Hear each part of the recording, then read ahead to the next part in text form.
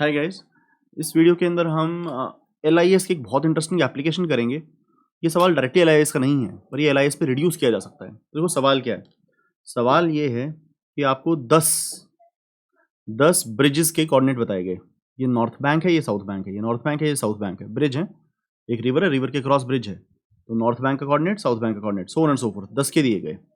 आपसे पूछा गया कि कितने ब्रिजेस ऐसे सिलेक्ट कर सकते हो मैक्सिमम जो आपस में ओवरलैप ना करते हो।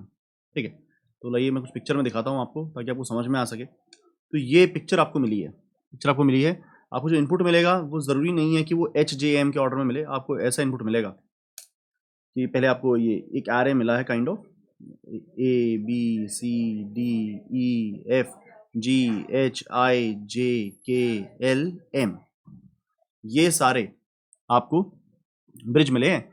हर ब्रिज का नॉर्थ बैंक भी है और साउथ बैंक भी है, जो पिक्चर में डिनोटेड है।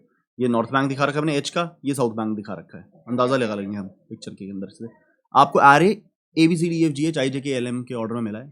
ठीक है, जहाँ पर मैं जो आपको हाईलाइट करना चाहूँगा वो ये है कि भैया जो आपको एरे के ऑर्डर में जो मिला है, ना तो वो नॉर्थ बैंक पे सॉर्टेड है, ना वो साउथ बैंक पे सॉर्टेड है। जैसे ए ना तो नॉर्थ बैंक में सबसे छोटा है, ना साउथ बैंक में सबसे छोटा है, और सबसे पहले मिला है आपको। बी ना तो नॉर्थ बैंक पे सेकंड नंबर पे है, ना साउथ बैंक पे सेकंड नंबर में है। तो आपको किसी भी ऑर्डर में आपको ब्रिजेस मिल जाएंगे। पिक्चर के अंदर आपको ऐसा अंदाजा लग सकता है कि वो सॉर्टेड दिख रहे हैं। इसमें देखोगे तो आपको HJM दिखेगा नॉर्थ बैंक के हिसाब से सॉर्टेड देखोगे तो। नॉर्थ बैंक पे सॉर्टेड देखोगे तो आपको दिखेगा HJMAILKBCEFGD। साउथ बैंक पे सॉर्टेड देखोगे तो आपको दिखेगा IJHLAMKCBJGEDF। मतलब नॉर्थ बैंक में सॉर्टेड का मतलब है नॉर्थ बैंक में बढ़ते हुए रूप में देखोगे तो आपको एरे ऐसा नजर आएगा। साउथ बैंक में बढ़ते हुए रूप में देखोगे तो आपको ये नजर आएगा, पर ऐसा है नहीं। आपको एरे मिला है उल्टा पुल्टा। सबसे पहले ए दे दिया, फिर बी दे दिया, फिर सी दे दिया, फिर डी दे दिया। ठीक है, ऐसा उल्टा पुल्टा आपको एरे मिला है। आपको बताना है ये ब्रिज के हर हर आइटम के अंदर उसके नॉर्थ बैंक की वैल्यू भी पड़ी है, उसके साउथ बैंक की वैल्यू भी पड़ी है हर ब्रिज के अंदर। ठीक है, आपको बताना है सबसे ज्यादा number of non overlapping bridges. तो मैं इस सवाल के 2-3 अप्रोच बताऊंगा आपको। देखो, जो आपसे पूछा गया है नॉन ओवरलैपिंग ब्रिज, दो ब्रिज कब ओवरलैप करते हैं? तो मैं दो ऐसे ब्रिज उठाता हूं जो ओवरलैप नहीं कर रहे हैं, और फिर दो ऐसे ब्रिज उठाऊंगा जो ओवरलैप कर रहे हैं। जैसे जे और एम को देखो, ओवरलैप नहीं कर रहे। ये जे है, ये एम है, ओवरलैप नहीं कर रहे। तो ओवरलैप नहीं करने की प्रॉपर्टी पता है क्या है? ध्यान से देखना। जे का नॉर्थ अगर एम के नॉर्थ से छोटा है तो जे का साउथ भी एम के साउथ से छोटा है। ठीक है, नॉर्थ नॉर्थ से छोटा है तो साउथ भी साउथ से छोटा है, तो ओवरलैप नहीं होगा। ओवरलैप कब होगा? कुछ दो ओवरलैपिंग ब्रिजेस को देखो जरा ध्यान से। जैसे दो ओवरलैपिंग ब्रिजेस मुझे दिख जाए, एच और जे। एच और जे को देखो, एच का नॉर्थ तो जे के नॉर्थ से छोटा है, लेकिन एच का साउथ जे के साउथ से बड़ा है, फिर ओवरलैप हो जाएगा। मतलब शुरुआत नॉर्थ पे वो छोटा था और एंड होते होते साउथ तक जाते जाते वो बड़ा हो गया जे से। एच का नॉर्थ जे के नॉर्थ से छोटा है, लेकिन एच का साउथ जे के साउथ से बड़ा है, तो ओवरलैपिंग होगी। तो ओवरलैप का बड़ा सिंपल सा चेक है, अगर एच का नॉर्थ जे के नॉर्थ से छोटा है तो नॉन ओवरलैपिंग के लिए जरूरी है कि एच का साउथ भी जे के साउथ से छोटा हो। ठीक है, तो अब दोबारा एक बार सवाल की बात करते हैं। हमसे मांगा क्या गया है? हमें ये इनपुट में दिया गया है, ब्रिजेस इनपुट में दिए गए हैं, और हमसे ये मांगा गया है आप बताओ कि मैक्सिमम कितने ब्रिजेस ऐसे हो सकते हैं जो आपस में ओवरलैप ना करते हो। ठीक है, तो यार इसकी ना सारे सब्सीक्वेंस मतलब इसके सारे सबसेट को कंसिडर कर लेते हैं। इससे कितने सबसेट हो सकते हैं?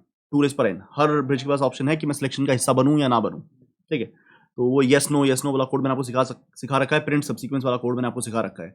दो कॉल्स लगती हैं कि इस आइटम को ले सकते हैं, इस आइटम को छोड़ सकते हैं। ऐसे ऐसे सबसे ऊपर जाकर 2n बेस केसेस बन जाते हैं। ठीक है, तो इस एरे के लिए आप 2n सबसेट्स जनरेट कर लो। वो पॉसिबल सिलेक्शंस होंगी कि इन ब्रिजेस को अलग अलग तरीके से कैसे, इसका पावर सेट बन गया। वो पावर सेट मतलब इसकी हर एक सबसेट आपके पास आ गया, तो कितने तरीके से आप इन ब्रिजेस को सिलेक्ट कर सकते हो। ठीक है, अब उनमें से सारे वैलिड सबसेट नहीं है, उनमें वो वैलिड सबसेट तभी होंगे जो भी आपका सिलेक्शन आई। लेट से आपका सिलेक्शन आ गई AEF, जो बहुत सारे सबसेट आएंगे, जो 2n सबसेट आएंगे। जैसे सिर्फ ABC की बात कर देता हूं, ABC के टोटल कितने सबसेट होते हैं? 8 होते हैं। A के पास 2 ऑप्शन है, यस नो। फिर B के पास 2 ऑप्शन हैं, यस नो। फिर सी के पास भी 2 ऑप्शन हैं, यस नो। तो ये पता है ये यस नो से क्या निकल आता है? ये पावर सेट आपको क्या देता है कि कितने तरीके से इसमें से, अगर ये 3 ब्रिजेस हैं, कितने तरीके से आप ब्रिजेस सिलेक्ट कर सकते हैं। यहाँ तीनों ब्रिज सिलेक्ट हो गए हैं, यहाँ सिर्फ A और B सिलेक्ट हुआ है, A और B ने हाँ कहा, सी ने ना कहा। यहाँ ए ने हाँ कहा, बी ने ना, सी ने हाँ, तो ए सी सिलेक्ट हो गए हैं। यहाँ सिर्फ ए सिलेक्ट हुआ है, यहाँ सिर्फ बी और सी सिलेक्ट हुए हैं। यहाँ ए सिलेक्ट नहीं हुआ, बी सिलेक्ट हुआ, सी सिलेक्ट नहीं हुआ, बी सिलेक्ट हुआ है। यहाँ ए और सी ने ना कहा, ए और बी ने ना कहा, सी ने हाँ कहा, यहाँ सब ने ना कह दिया, सब ने ना कह दिया। तो ये अलग अलग तरीके हैं आपके पास, ये अलग अलग तरीके हैं आपके पास ए बी सी में से कुछ भी ब्रिज सिलेक्ट करने के। क्योंकि देखो आप 2 जो एन होता है आपका, वो NC0 plus NC1 plus NC2 so on and so fourth, NCN के बराबर होता है, ठीक है ना। अब आपके पास n ब्रिजेस हैं, तो आप NC0 तरीके से एक भी ब्रिज नहीं सिलेक्ट कर सकते, मतलब एक भी ब्रिज नहीं सिलेक्ट करना, तो आपके पास 0 ब्रिज सिलेक्ट करने के कितने तरीके हैं आपके पास? NC0, NC1 एक ब्रिज सिलेक्ट करने के ये तरीके हैं, 2 ब्रिज सिलेक्ट करने के ये तरीके हैं, सारे ब्रिज सिलेक्ट करने के ये तरीके हैं। तो इस केस में अगर तुम देखोगे तो इसके अलावा कोई तरीका है भी नहीं आपको पास ब्रिजेस को सिलेक्ट करने का। 2⁻³ इज 3C0, एक भी ब्रिज सिलेक्ट नहीं हुआ, ये पढ़ा वो, एक भी ब्रिज सिलेक्ट नहीं हुआ। 3C1 एक ब्रिज सिलेक्ट हुआ है, 3C1 3 होता है, तो ये एक ब्रिज सिलेक्ट हुआ है, ये एक ब्रिज सिलेक्ट हुआ है, ये 3C1 वाले 3 तरीके हैं। 3C2 2 ब्रिज सिलेक्ट करने के कितने तरीके हैं भाई? ये रहे, 3C2 3 होता है, ये 3 तरीके रहे, ए बी सिलेक्ट हो जाएगा, ए सी सिलेक्ट हो जाएगा, या बी सी सिलेक्ट हो जाएगा। 3C3 सारे ब्रिज सिलेक्ट करने के कितने तरीके हैं? एक तरीका है। तो ये 2⁻n होता है ना, ये आपकी सारी सिलेक्शन को रिप्रेजेंट करता है। तो आपके पास जो एरे था उसे सारे सबसेट बना लीजिए, सारे सबसेट के अंदर हर तरह की पॉसिबल सिलेक्शन आ जाएगी कि ब्रिज कैसे भी सिलेक्ट हो सकता है। परम्यूटेशन तो मैटर करती ही नहीं, आपको सिर्फ सिलेक्शन से मैटर है, ठीक है। तो सारी सिलेक्शंस आ जाएंगे, कितने अलग तरीके से आप ब्रिज को सिलेक्ट कर सकते हो वो आपके पास 2⁻n सबसीक्वेंसेस में आ जाएगा। तो सारे सबसीक्वेंस ड्रॉ कर लीजिए।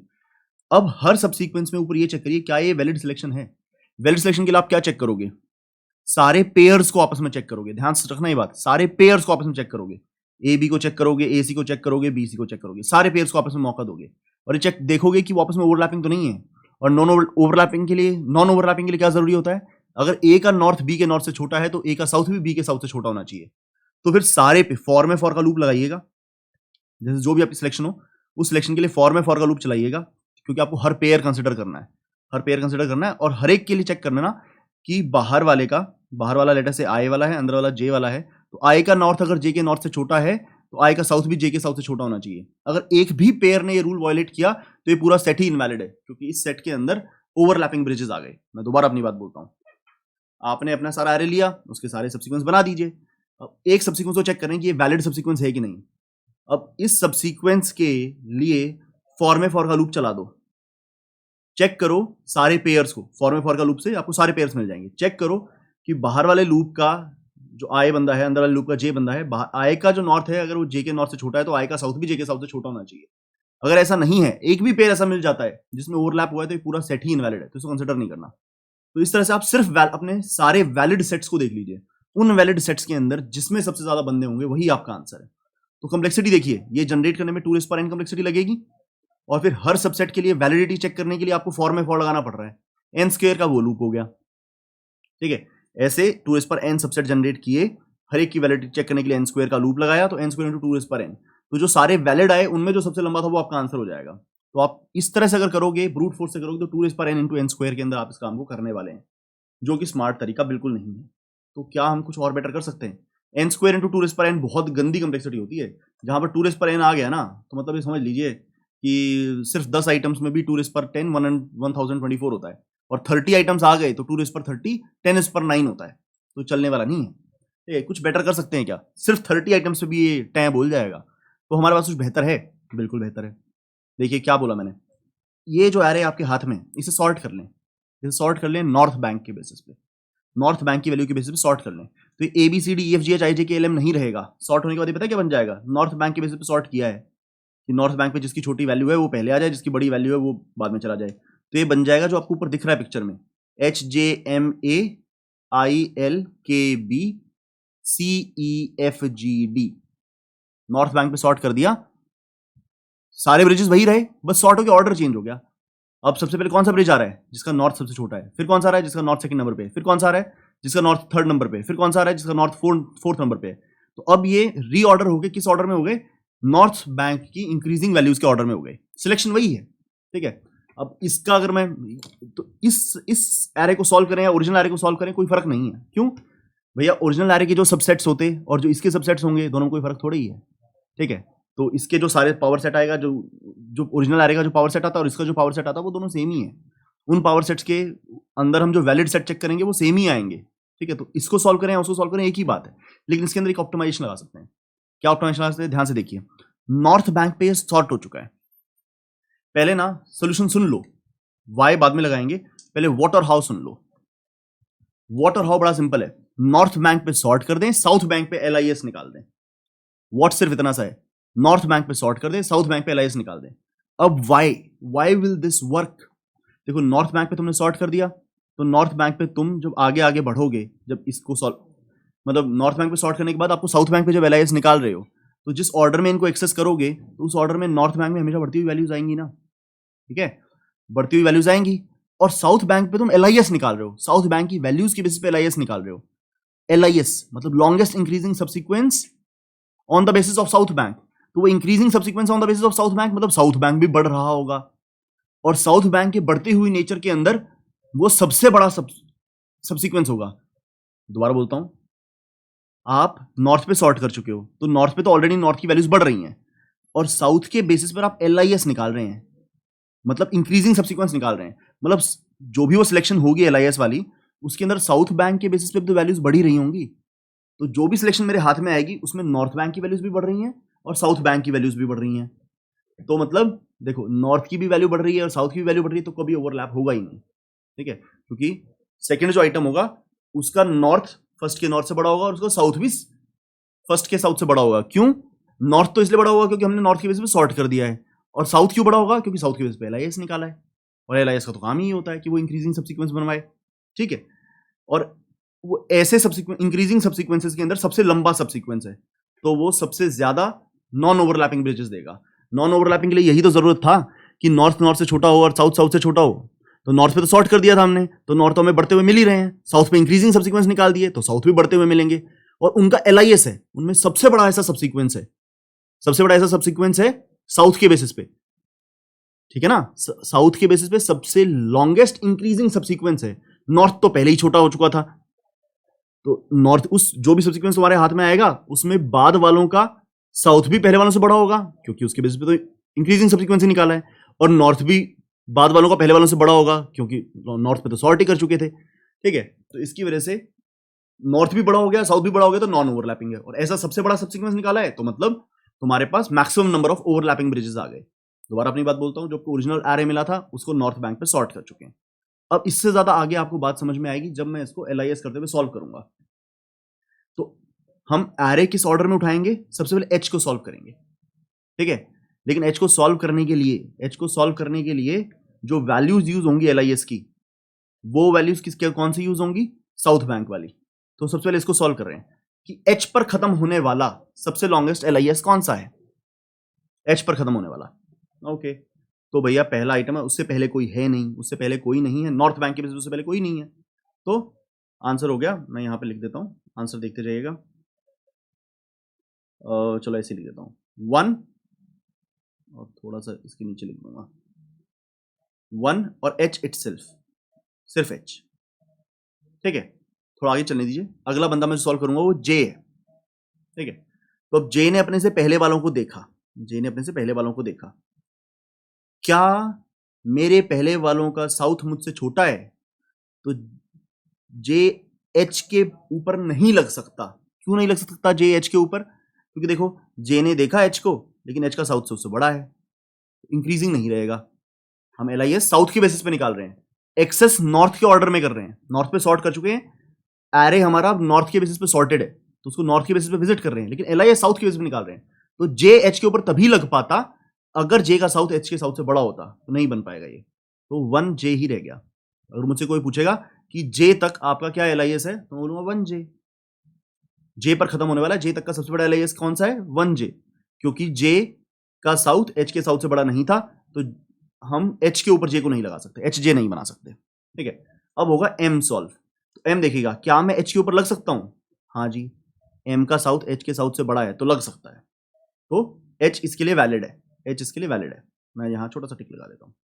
अब M सोचेगा क्या मैं J के ऊपर लग सकता हूं? हाँ जी, M का साउथ J के साउथ से भी बड़ा है, तो J भी वैलिड है। तो इन दोनों में से कौन ज्यादा बड़ा था? इन दोनों में से कौन ज्यादा बड़ा? दोनों सेम लेंथ के थे, तो मैं यहां पर सॉल्व कर दूंगा 1 + 1 2, वो चाहे JM समझ लो आप, चाहे HM समझ लो, एक ही बात है। तो अब बाकी सब भूल जाओ, इस टाइम पर मैं चाहता हूं तुम्हारा फोकस सिर्फ 1 मिनट के लिए JM पर आ जाए। तो देखिए इस स्ट्रैटेजी के थ्रू जो हमने सिलेक्शन किया, क्या JM नॉन ओवरलैपिंग ब्रिजेस हैं कि नहीं है, और HJM के अंदर से जो सबसे लंबा सबसीक्वेंस बन सकता है नॉन ओवरलैपिंग ब्रिजेस का, वो JM ही है। या तो HM बनाते आप, जो कि बिल्कुल करेक्ट है क्योंकि दोनों की लेंथ 1 1 थी। HM भी बना सकते थे, HM भी नॉन ओवरलैपिंग होते। एक बार सोच के देखिए, HJM में से आप टोटल सेक्शन क्या क्या कर सकते हैं, या तो अकेला H या अकेला J या अकेला M या कोई भी नहीं, या HJ या JM। अरे मैं तो व्यू में आ रहा हूं, हट जाता हूं। HJM के अंदर यहां तक के एरे में क्या क्या सिलेक्ट कर सकते हैं आप, अकेला H, अकेला J, अकेला M या कुछ भी नहीं, HJ, JM, HM या सब कुछ HJM। तो अब HJM वैलिड नहीं है क्योंकि उसमें HJ ओवरलैप हो जाएंगे, तो ये तो पहले ही कट गया। HJ ओवरलैपिंग वाला है तो पहले ही कट गया, तो अपने पास वैलिड कैंडिडेट रह गए कुछ भी नहीं, HJM, JM और HM। तो इसके अंदर से कुछ भी नहीं इज वैलिड। अकेला M अकेला है तो किसके साथ ओवरलैप करेगा, वैलिड है। J भी वैलिड है, H भी वैलिड है, JM भी वैलिड है क्योंकि वो भी ओवरलैपिंग नहीं है। HM भी वैलिड है क्योंकि वो भी ओवरलैपिंग नहीं है। H और M भी वैलिड होते क्योंकि वो भी ओवरलैपिंग नहीं है। लेकिन इनमें लंबे कौन से हैं, इनमें सबसे लंबा कौन सा है, JM और HM बराबर लेंथ के हैं वैलिड वालों में से। वैलिड वाले सिर्फ यही 6 हैं, उनके अंदर JM और HM लंबे हैं, उनमें से एक रख लिया हमने, तो 2JM रख लिया। ठीक है, हो सकता है ये बातें ना समझ में आई हूं, लेकिन आगे आगे जैसे क्वेश्चन फैलेगा तुम्हारी अंडरस्टैंडिंग बढ़ते जाएगी। 2-3 बार वीडियो देखनी पड़ेगी आपको, ये क्वेश्चन भारी है। अब हम ए को करेंगे प्रोसेस। मैं दोबारा बात बोलता हूं, हम कर क्या रहे हैं, हमने पूरे एरे को सॉर्ट कर लिया नॉर्थ बैंक के बेसिस पे। तो अब जब हम आइटम्स को, ब्रिजेस को विजिट करते हैं, तो हम उस ऑर्डर में विजिट करते हैं कि बाद वाले का नॉर्थ बैंक पहले वाले के नॉर्थ बैंक से हमेशा बड़ा होता है। और अब ए पर आए ना, तो हम ए का साउथ बैंक पे LIS निकालना चाहते हैं।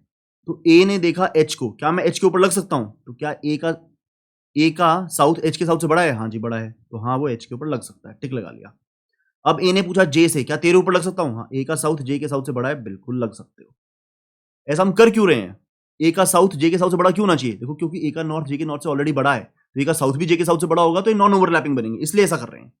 अब ए ने देखा M को, क्या तेरे ऊपर लग सकता हूं, तो उसके लिए जरूरी है, नॉर्थ तो तुम्हारा बड़ा है, उसके लिए जरूरी है कि तुम्हारा साउथ, ए का साउथ M के साउथ से बड़ा हो, वो नहीं है, तो ए M के ऊपर नहीं लग सकता। क्यों नहीं लग सकता, क्योंकि ए का नॉर्थ तो M के नॉर्थ से बड़ा था, LIS हम निकाल रहे साउथ पर। ए का साउथ M के साउथ से बड़ा होता तो ये M के ऊपर लग पाता, लेकिन ए का साउथ M के साउथ से छोटा है, तो उसके ऊपर नहीं लग पाएगा। तो only valid candidates are J and H हमारे ओनली वैलिड कैंडिडेट्स हैं। तो हम उनमें से जो लंबा उसको ले लेंगे, दोनों की लेंथ 1 है, तो हमारी लेंथ हो जाएगी 2, चाहे उसे तुम JA बोल लो या HA बोल लो, जो तुम्हारा मन करे, तो मैं JA बोल लेता हूं। ठीक है, तो A हो गया अपना। अब हम सॉल्व करेंगे I को। I अपने पहले वालों के साथ इंटरेक्ट करेगा कि मैं क्या तुम्हारे साथ कोई नॉन ओवरलैपिंग ब्रिज बना सकता हूं। वो करने के लिए वो क्या करेगा, साउथ बैंक पे LIS चलाएगा। तो I ने देखा H को, भाई तेरे साथ मैं क्या तेरे पीछे जुड़ सकता हूं, अपने साउथ बैंक को लगा सकता हूं, नहीं जुड़ सकता। H का साउथ बैंक बड़ा है, I का छोटा है, नहीं जुड़ सकता। फिर I ने पूछा J से, क्या तेरे साथ इंटरेक्ट कर सकता हूं, क्या तेरे बाद लग सकता हूं मैं नॉन ओवरलैप, नहीं बना सकता, क्योंकि I का साउथ J के साउथ से छोटा है। फिर I ने देखा M को, क्या तेरे साथ बना सकता हूं, नहीं बना सकता, क्योंकि I का साउथ M के साउथ से छोटा है। फिर I ने देखा A को, क्या तेरे साथ तेरे बाद लग सकता हूं, नहीं लग सकता, क्योंकि I का साउथ A के साउथ से छोटा है। अगर I और A दोनों सिलेक्ट हो जाएंगे तो ओवरलैप हो जाएगा, क्योंकि I का नॉर्थ A के नॉर्थ से बड़ा है और I का साउथ A के साउथ से छोटा है। तो I ने यहां पर प्राण त्याग दिए, I ने 1I रहना स्वीकार किया। उसने बोला भाई हम तो अकेले ही आएंगे, हम किसी के पीछे नहीं जुड़ पाए। अब सॉल्व करेंगे L को। L ने H के साथ इंटरेक्ट किया, क्या मैं तुम्हारे पीछे जुड़ सकता हूं, हाँ जी जुड़ सकते हो। क्यों जुड़ सकते हो, क्योंकि तुम्हारा साउथ इसके साउथ से बड़ा है, तुम्हारा नॉर्थ इससे बड़ा था ही, क्योंकि हमने नॉर्थ पे तो सॉर्ट ही कर रखा है। और अब L ने H को देखा, तो हाँ मेरा साउथ तुम्हारे साउथ से बड़ा है, तो मैं तुम्हारे साथ इंटरेक्ट कर सकता हूँ। अब L ने देखा J को, क्या मेरा साउथ तुम्हारे साउथ से बड़ा है, हाँ जी बड़ा है, तो तुम्हारे साथ भी इंटरेक्ट कर सकता हूँ। L ने देखा M को, क्या मेरा साउथ तुम्हारे साउथ से बड़ा है, जी नहीं है, तो M के साथ इंटरेक्ट नहीं कर सकता। फिर L ने देखा A को, क्या तुम्हारे साथ इंटरेक्ट कर सकता हूँ, L का साउथ A के साउथ से बड़ा नहीं है, तो A के साथ भी इंटरेक्ट नहीं कर सकता। फिर L ने देखा I को, क्या मेरा साउथ तुम्हारे साइज से बड़ा है, हाँ जी है, तो तुम्हारे साथ इंटरेक्ट कर सकता हूँ। ठीक है, तो L से पहले थे HJMAI, तो HJMAI में से IJH के पीछे तो जुड़ सकते हैं, A और M के पीछे L नहीं जुड़ सकता।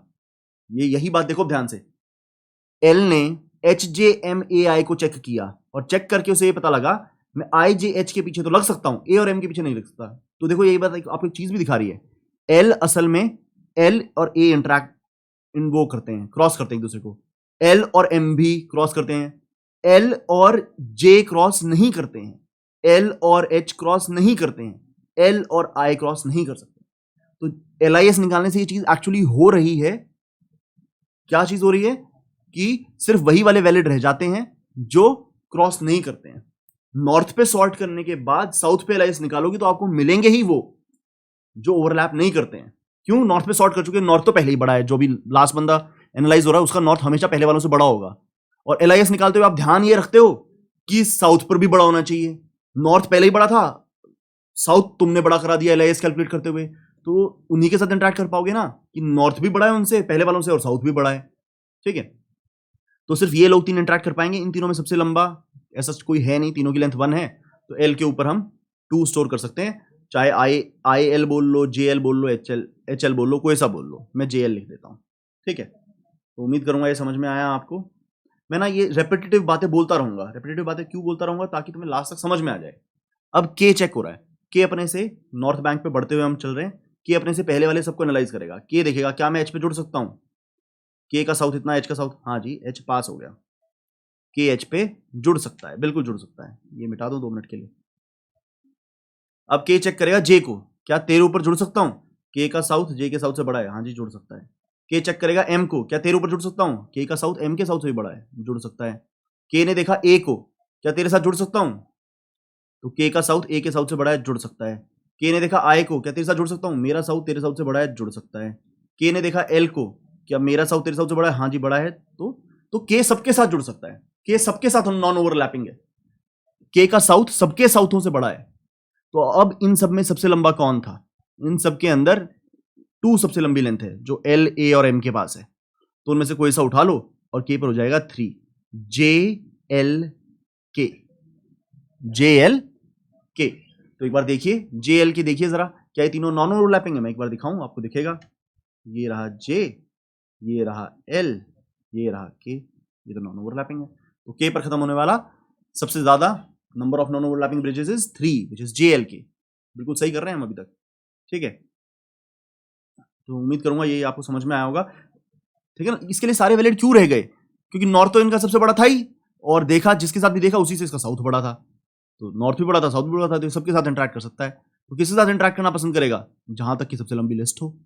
ठीक है, तो उम्मीद करूंगा कि अभी भी तुम मेरे साथ हो और तुम्हें समझने में तकलीफ नहीं हुई है, तुम्हें वाई जचने लगा है, ये मैं तुमसे उम्मीद करूंगा। अब सॉल्व करना चाहता हूं मैं बी को। बी, अब बी पहले इंटरेक्ट करेगा एच के साथ, क्या मैं तेरे साथ जुड़ सकता हूं? इंटरेक्ट करेगा मतलब साउथ बैंक के बेसिस पे इंटरेक्ट करेगा। हाँ जी, बी का साउथ एच के साउथ से बड़ा है तो इंटरेक्ट कर सकता है। बी जे के साथ, बी का साउथ जे के साउथ से बड़ा है। बी एम के साथ, बी का साउथ एम के साउथ से बड़ा है। बी ए के साथ, बी का साउथ ए के साउथ से बड़ा है। बी आई के साथ, बी का साउथ आई के साउथ से बड़ा है। बी एल के साथ, बी का साउथ एल के साउथ से बड़ा है। बी के साथ, बी का साउथ के साउथ से बड़ा है। तो सभी पास हो गए, सभी पास हो गए, क्योंकि इस बी का नॉर्थ तो सबसे बड़ा ही था और बी का साउथ भी सबसे बड़ा है, तो बी किसी के साथ भी ओवरलैप कर सकता है, किसी के साथ भी जुड़ सकता है और नॉन ओवरलैपिंग ही रहेगा। तो अब किसको लें? जो इनमें सबसे लंबा है उसको लें। सबसे लंबा है के वाला, तो बी के नीचे हो गया 4, JLKB। फिर से मैं आपको दिखाना चाहूंगा, JLKB दिखाना चाहूंगा। ये रहा J, ये रहा L, ये रहा K और ये रहा B। अभी तक आप 4 नॉन ओवरलैपिंग ब्रिज ढूंढ पाए मैक्सिमम। चलते जाते हैं आगे आगे। घबराना नहीं है, घबराना नहीं है। जो डर गया समझो डर गया। अब सी सॉल्व करेंगे, सी सॉल्व करेंगे। तो अब सी को देखते हैं जी, ये मिटाए नहीं मैंने, इनको मिटा देते हैं। तो सी अपने से पहले वालों से पूछेगा किस किस के पीछे मैं जुड़ सकता हूं। सी ने पूछा एच से, हाँ जी सी एच के साथ जुड़ सकता है क्योंकि साउथ बड़ा है। सी ने पूछा जे से, साउथ बड़ा है। सी ने पूछा एम से, साउथ बड़ा है। सी ने पूछा ए से, तो सी का साउथ ए से बड़ा है। सी ने पूछा आई से, सी का साउथ आई से बड़ा है। सी ने पूछा एल से, सी का साउथ एल से बड़ा है। सी ने पूछा के से, सी का साउथ के साउथ से बड़ा है। सी ने पूछा बी से, सी का साउथ बी के साउथ से बड़ा नहीं है, तो बी के साथ नहीं जोड़ सकता। तो अब आप इन सबको यूज कर सकते हैं, इन सब में बी वाले को यूज नहीं कर सकते। इन सब में से मैक्स देख लीजिए, वो 3 है, तो यहां पर हो जाएगा 4, JLKC, JLKC। ठीक है, सोच के देखिए, JLKBC नहीं हो सकता, फिर बी और सी तो एक दूसरे को काट रहे हैं ना, तो JLKC हो गया। तो अगर मैं JLKC आपको दिखाना चाहूं जे एल के सी, इट्स फन, के बी सी कर देते तो ऐसे तैसे हो जाती। ठीक है, तो we would go on and keep on solving like that till the end. जिस जगह पर मैक्सिमम होगा वो अपना आंसर बन जाएगा। तो ले देकर प्रॉब्लम क्या निकली? ले देकर प्रॉब्लम ये बन गई, नॉर्थ बैंक पे सॉर्ट कर दें और साउथ बैंक के बेसिस पर LIS फाइंड कर दें। ठीक है, तो I think what of the algorithm is clear. उसके बाद हाउ ऑफ द एल्गोरिथम अभी करेंगे कोड में जाकर। I am really insisting on this कि तुम्हें why of the problem clear होना चाहिए। ब्रूट फोर्स सॉल्यूशन क्या था? एरे के सबसीक्वेंस निकाल दो, 2 पर एन में निकलाएंगे। हर सबसीक्वेंस को चेक करो वैलिड है कि नहीं। फॉर में फॉर का लूप चलाओ, देखो हर पेयर के लिए कि अगर नॉर्थ छोटा है नॉर्थ से तो साउथ भी छोटा होना चाहिए साउथ से। अगर ऐसा नहीं है, एक भी पेयर खराब है, तो ये सबसीक्वेंस ही इनवैलिड है। इस सिलेक्शन के अंदर ओवरलैपिंग ब्रिजेस आ गए। तो जो सारे वैलिड सेट्स हैं आपके पास, उनमें से जो सबसे लंबा है वो आपका आंसर हो जाएगा। कंप्लेक्सिटी होगी 2 पर n इंटू एन स्क्वायर। 2 पर n सारे सबसीक्वेंस बनाने के लिए, फिर हर सबसीक्वेंस में आप चेक करते हो कि कोई पेयर ओवरलैपिंग तो नहीं है, उसके लिए n स्क्वायर लग जाता है आपका। तो n स्क्वायर इंटू 2 पर n, वो घटिया सोल्यूशन था। अब क्या करें? एरे को सॉर्ट कर ले नॉर्थ बैंक के। आपको तो एरे ऐसे मिला था ABCDEFGHIJKL।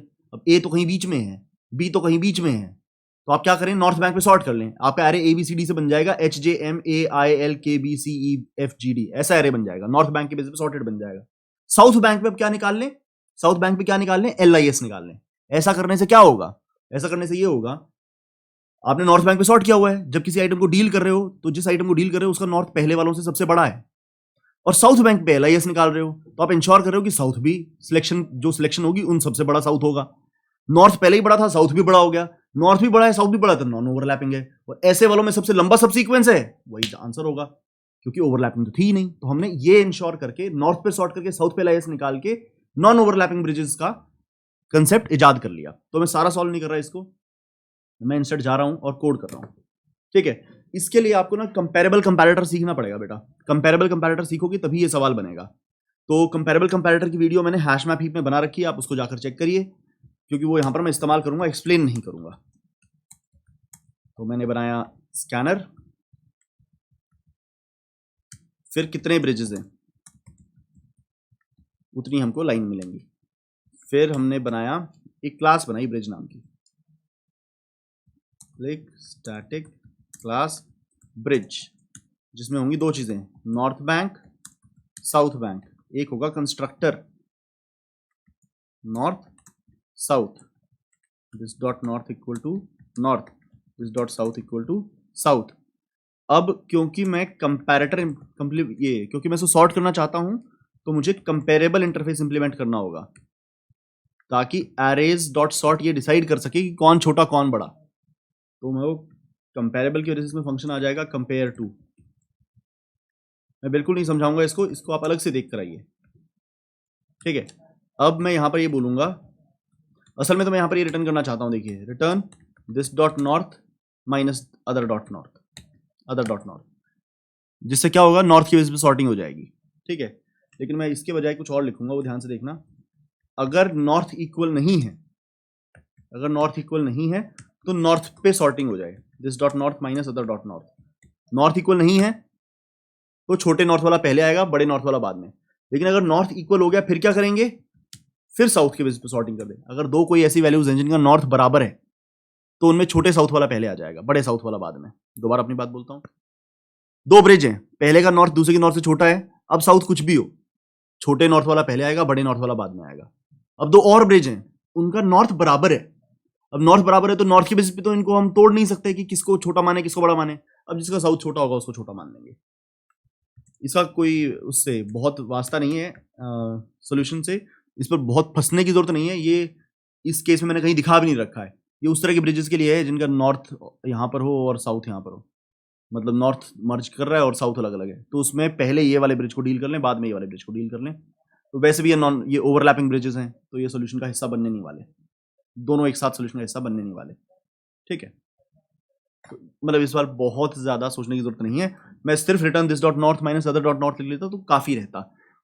ये मैंने सिर्फ सॉर्टिंग में ये वाला एंगल लगाया है, हमें सॉर्ट करके किस ऑर्डर में उनको एक्सेस करना, उसमें ये वाला एंगल लगाया है कि पहले तो नॉर्थ के बेसिस पे सॉर्टिंग मिले हमको, लेकिन कहीं कंफ्लिक्ट हो जाए कि नॉर्थ बैंक दोनों का बराबर है। ठीक है, तो साउथ के बेसिस पे कर दें। पर तुम ये समझ लो कि सवाल के अंदर मैं ये मान लीजिए कि मैंने नॉर्थ किसी का बराबर दिया ही नहीं है, फालतू का कंफ्लिक्ट क्यों पैदा करें। हम ये मान लेते हैं कि नॉर्थ बराबर है ही नहीं, एक पॉइंट से स्टार्ट ही नहीं हो सकते दो बैंक, ठीक है, तो सिर्फ नॉर्थ पे सॉर्टिंग कर दी। अब मैंने बनाया ब्रिजेस का एरे, ब्रिजेस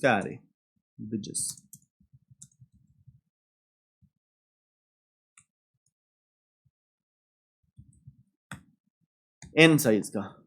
अब उसमें मेरे को वैल्यू भरनी है, i equal to 0, i less than n, i plus plus, ठीक है। तो मुझे यहाँ पर पहले तो स्कैनर से वैल्यू लेनी पड़ेगी, string line equal to scanner dot next line. तो ऐसे जब स्कैनर डॉट नेक्स्ट लाइन लेते हैं तो हमको ये पूरी 1020 मिल जाता है। अच्छा, जब एक छोटी सी प्रॉब्लम और होती है, नेक्स्ट इंट में ना ले, जब स्ट्रिंग का इनपुट भी ले रहे हो और इंटीजर का इनपुट भी ले रहे हो ना, तो हमारा ऑनलाइन जज पागल हो जाता है, सॉफ्टवेयर में कमी है, तो हमें सिर्फ स्ट्रिंग में लेना पड़ता है। तो मैंने स्ट्रिंग की तरह इनपुट लिया, उसको इंटीजर में कन्वर्ट कर लिया और फिर स्ट्रिंग की तरह दोबारा इनपुट लिया, ठीक है। मैं स्प्लिट कर लेता हूँ, parts equal to line dot split on space, split कर लिया स्पेस पे, ठीक है। अब north equal to integer dot parse int, पहले वाला आई होप नॉर्थ होगा, पार्ट्स ऑफ 0, तो स्प्लिट करके जो दो हिस्से हैं, मुझे नॉर्थ मिल गया, मुझे साउथ मिल गया।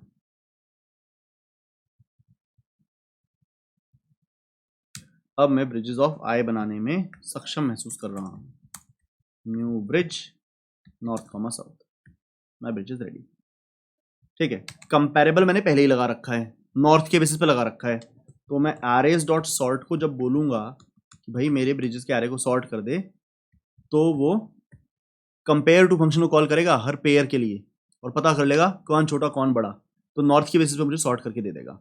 इसकी डिटेलिंग मैं यहाँ नहीं बता सकता हूँ क्योंकि मैं यहाँ बताऊंगा तो बहुत बोरिंग हो जाएगा। आप प्लीज इसको हैश मैप हीप वाले लेक्चर में जाके देखिए, मैंने कंपेरेबल कंपैरेटर पे लंबी सी वीडियो बना रखी है, ठीक है। अच्छा, अब ये नॉर्थ पे सॉर्ट हो चुका है, अब साउथ पे एलाइस निकालना है, अब कुछ ज्यादा नहीं बचा, तो n overall max is 0 for int i। ये तो अब LIS ना यार, देखो LIS उस तरह का है, उसे क्रैम कर लीजिए।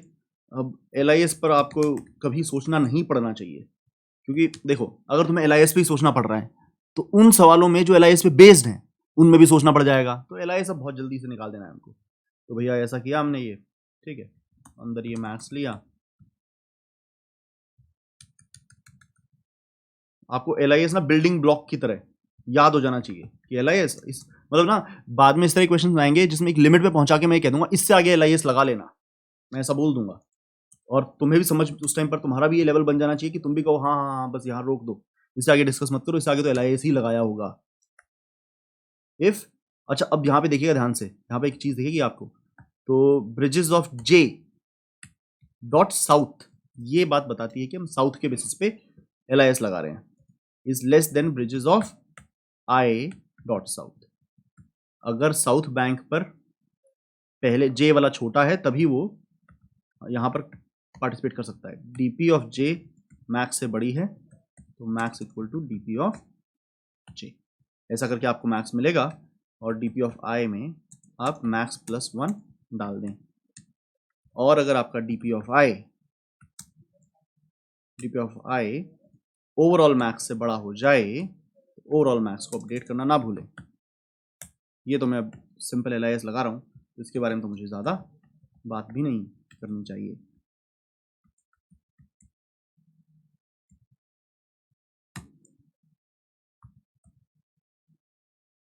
रन करके देखते हैं।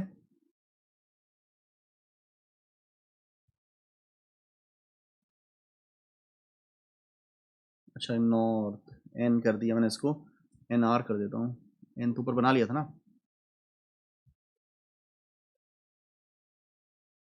इसे सबमिट करके देखते हैं कि ये सारे टेस्ट केस पास कर पाता है या नहीं। एक टेस्ट केस फेल हो गया है, देखते हैं कौन सा टेस्ट केस फेल हुआ है। ये मैं डाउनलोड करता हूँ इसको, तो इनपुट अच्छा, इनपुट के अंदर मुझे वो वाला केस दिख रहा है जिसमें नॉर्थ बैंक पे वैल्यू बराबर है, तो हमें वो वाला एंगल डालना पड़ेगा कि नॉर्थ पे बराबर होगा तो किस ऑर्डर में आप उनको डील करोगे। जो यहाँ पर केस लगा रखा था, अगर नॉर्थ पे सेम नहीं है तो जिसका नॉर्थ छोटा है उसको पहले डील करें। मतलब सॉर्टिंग कैसे हो, ध्यान से देखिए सॉर्टिंग कैसे हो रही है। सॉर्टिंग ऐसे हो रही है, अगर नॉर्थ सेम नहीं है तो जिसका नॉर्थ छोटा है वो पहले आ जाए, लेकिन उन बैंक्स में जिनमें नॉर्थ बराबर है, उन बैंक्स में जिनमें नॉर्थ बराबर है उनमें जिसका साउथ छोटा है पहले वो आए। ठीक है, तो अब एक बार सबमिट करके देखते हैं।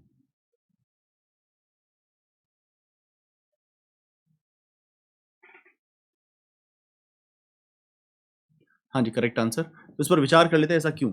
ऐसा मैं नॉर्थ साउथ के कन्फ्लिक्ट को समझाने की कोशिश करता हूँ। एग्जाम्पल देखिए, ए ब्रिज ऐसा है, बी ब्रिज ऐसा है, सी ब्रिज ऐसा है।